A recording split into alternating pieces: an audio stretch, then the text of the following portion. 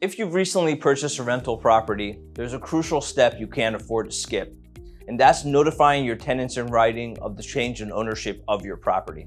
Hi, I'm Edrin Shamtob, a California real estate attorney and partner at SNS Law Group. I've been representing landlords for over 11 years, and the notice of change in ownership is one of the most overlooked compliance issues I see in my practice.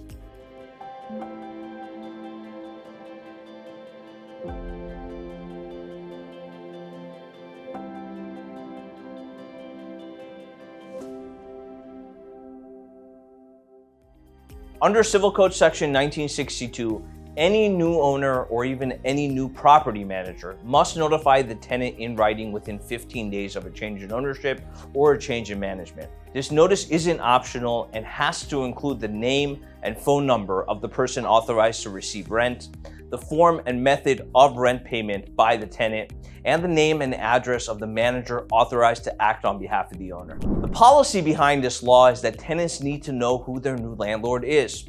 Without this written notice, you may not be able to collect rent, you may not be able to enforce lease terms, and you may not be able to serve proper legal notices. Worse, it can delay an eviction case or lead to dismissal of your court case if the notice requirement isn't met.